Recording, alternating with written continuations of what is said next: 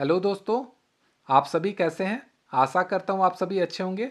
आप सभी का स्वागत है आपके अपने YouTube channel SSC exam pro में। आज की इस वीडियो में हम धार्मिक आंदोलन से संबंधित मोस्ट इम्पॉर्टेंट प्रश्नों को देखेंगे। यह पार्ट 2 है।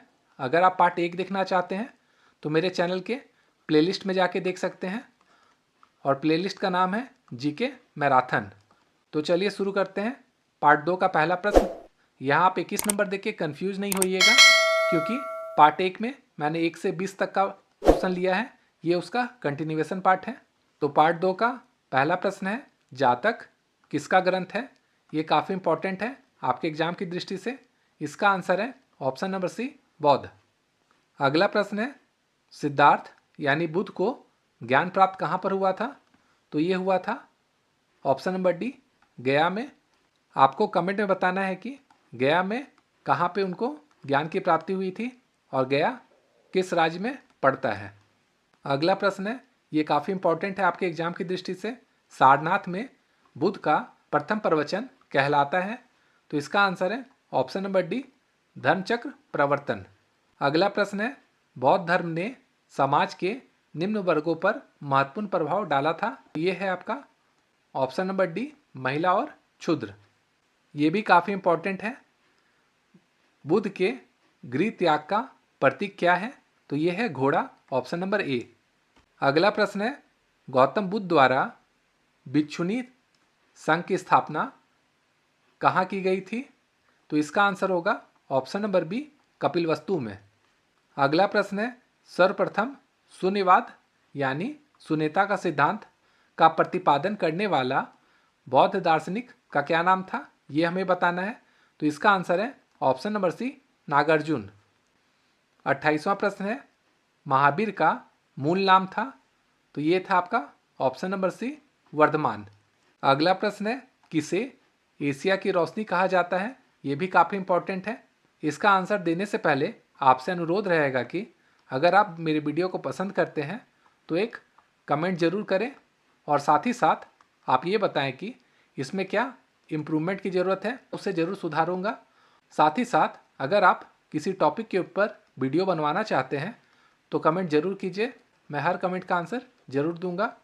तो इसका आंसर होगा option number B, Gautam Buddha. अगला प्रश्न है, दिलवारा के जैन मंदिरों का निर्माण किसने करवाया था। तो इसका आंसर होगा ऑप्शन नंबर सी, चालुक्यों या सोलांकियों ने। अगला प्रश्न है, नागार्जुन कौन थे। तो ये थे आपका बौद्ध दार्शनिक, ऑप्शन नंबर डी। अगला प्रश्न है, जैन परंपरा के अनुसार महावीर कौन से तीर्थंकर थे। तो इसका आंसर है ऑप्शन नंबर डी, 24वें। आपको कमेंट में बताना है कि जैन परंपरा के अनुसार अंतिम तीर्थंकर कौन थे। अगला प्रश्न है, जैन धर्म का आधारभूत बिंदु क्या है। तो ये है आपका अहिंसा, ऑप्शन नंबर सी। अगला प्रश्न है, जियो और जीने दो किसने कहा था। ये भी काफ़ी इंपॉर्टेंट है। तो ये कहा था महावीर स्वामी ने, ऑप्शन नंबर ए।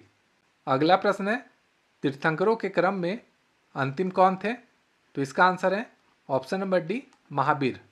अगला प्रश्न है, जैन धर्म में पूर्ण ज्ञान के लिए क्या शब्द है। तो इसका आंसर होगा ऑप्शन नंबर सी, केवल्य। अगला प्रश्न है, महावीर स्वामी का जन्म कहाँ हुआ था। तो इसका आंसर है ऑप्शन नंबर ए, कुंडग्राम में। अगला प्रश्न है, कनिष्क के शासनकाल में चतुर्थ बौद्ध संगति सभा किस नगर में आयोजित की गई थी। ये भी काफ़ी इंपॉर्टेंट है। इसका आंसर होगा, यहाँ पे टाइपिंग मिस्टेक है, आप देख लीजिएगा, option number B, Kundalvan, Kashmir में। अगला प्रश्न है, तृतीय बौद्ध संगति कहाँ हुई थी। तो ये हुआ था पाटलिपुत्र में, ऑप्शन नंबर बी।